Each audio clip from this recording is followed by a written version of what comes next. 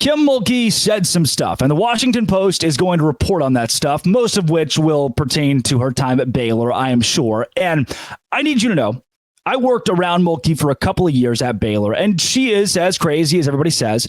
And her press conference where she addressed this Washington Post article only made things worse. It's not been a banner week for Mulkey and company, as now everyone in America is waiting for the Washington Post, quote, hit piece they're going to publish on her.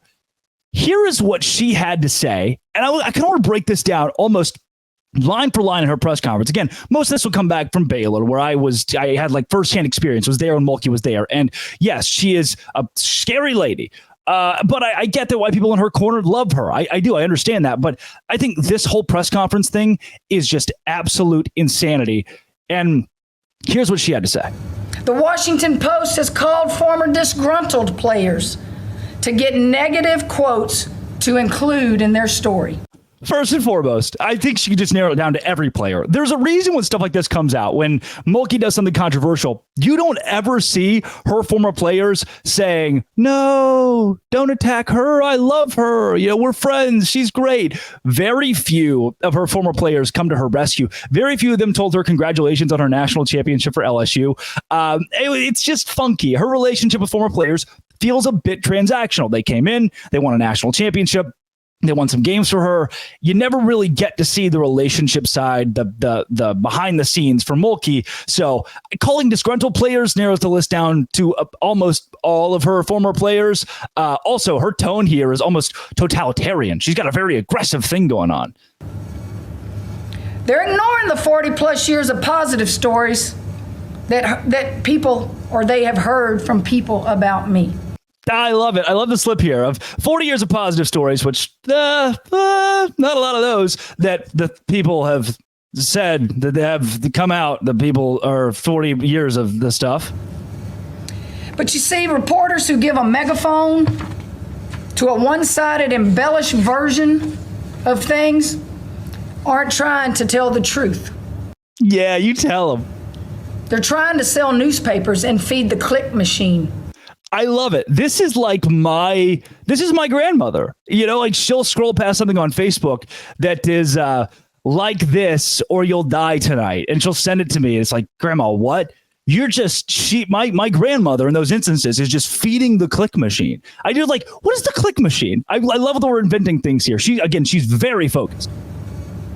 This is exactly why people don't trust journalists and the media anymore. It's no surprise that journalism has changed over the last couple of years. At the same time, Kim, people being mad at you doing, some things that are questionable or not great, which not a lot of denying of that here, by the way. Not a lot of her saying, I didn't do it. That to me is probably more telling. Like now she is coming to attack you. Like before this is reported on, she's not saying that none of this is true. I didn't do it. I'm a great person. She kind of tried at that with the whole 40 years of good stories thing. It's more of journalism is dead. Everything you read isn't true. They're just trying to sell you papers. It's like, oh, interesting. And I'm sure she's probably read clips or at least been asked questions. She did say earlier in the press conference, she had been given a heads up by the reporter. The article was coming out and he'd asked some questions on a tight deadline that she couldn't make. And that was a point of controversy. But obviously here, she's unhappy. It's these kinds of sleazy tactics and hatchet jobs that people are just tired of. I love it. This is the everyman. This is aren't you guys all tired of bad journalism? These people that are trying to bring me down and make me look bad. She wants you to feel like she's in your camp. You're in her camp. You're best friends. Like, don't you see? She's the victim. I'm fed up. And I'm not going to let the Washington Post attack this university, this awesome team of young women I have, or me without a fight. I've hired the best defamation law firm in the country, and I will sue the Washington Post if they publish a false story about me. I need you to know. Nobody really cared. This was like a one Pat Ford tweet and everybody just kind of went about their business. Just there'll be an article released about Kim Mulkey next week. And when she talks about this being a distraction for her team, she's the one creating the distraction for her team. Come on.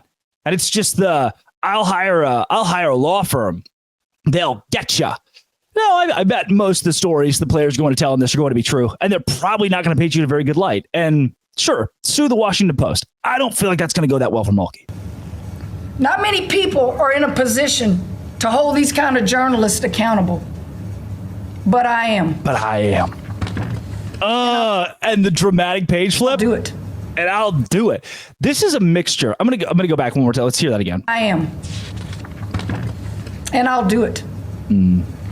That's all I'm going to say about this right now.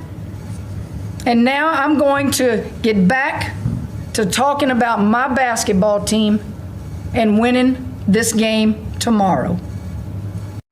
This feels a bit like my grandmother. And I'm just so apolitical. I get paid to talk about sports. This feels like my grandmother was possessed by the spirit of Donald Trump. Just like the cadence and everything is just so like the hitting of the desk, and it reminded me so much of a political speech, so much of a I am not guilty, right? Like the glove doesn't fit. You must acquit. Some kind of how guilty people sound, I guess, is what I'm trying to, you get the aura in their voice of everybody else is wrong and I am right and I didn't do it and I'll sue you. I don't know. I think at this point, we should not be surprised about stuff like this from Mulkey. And when the Washington Post, here's what maybe is the main point of this. When the Washington Post article comes out, it's going to say some things, and they're going to be damning.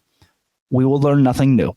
We will see things that we have probably known, especially those of us who worked around her at Baylor, were going on for 20 years. And when those of us who have worked around her see them, we're going to go, and, I already knew this. Oh, already heard that one through the grapevine. And nobody really cared then. And LSU is not going to care now. Her job is safe. She's fine. Nothing is going to happen to her. There will be no repercussions from this article. So why did she make a stink about this? Publicity. She's one of the best PR people I've ever been around.